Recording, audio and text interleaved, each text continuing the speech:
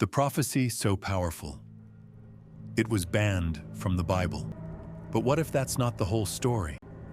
What if there are books written by prophets that didn't make the final cut in everyone's Bible? There is such a book. It's written from the perspective of the personal scribe of the prophet Jeremiah, right from the heart of the Babylonian exile.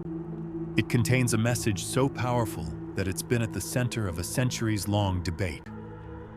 The question is, what did its pages reveal that led to it being left out of so many versions of the Bible?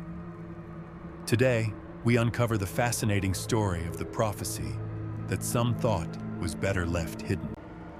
When you pick up a Bible today, you might think you're holding all the sacred texts that ever existed. But the reality is way more complicated. Countless texts were considered, but many were ultimately left out of some traditions, becoming what we now call the Apocrypha, or hidden books.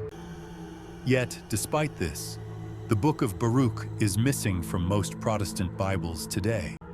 Its place in the Bible was a casualty of a long and heated argument over which ancient texts should be considered scripture. So what did the Book of Baruch actually say?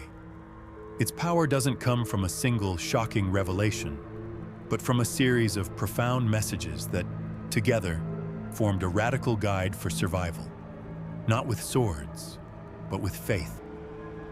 This section is a scathing, relentless, and mocking attack on idolatry. It dismantles the entire Babylonian religious system piece by piece. The letter describes their magnificent idols, covered in gold and silver, and calls them completely powerless. They're compared to scarecrows in a cucumber patch. The author points out that these gods can't speak, see, or even save themselves from rust or termites.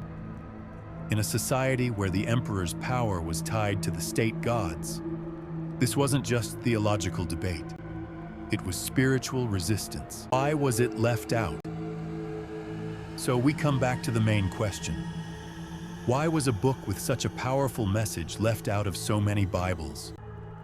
Still, with its fierce critique of empire and idolatry, you can see why the book might have made rulers in later empires, like Rome, a little nervous.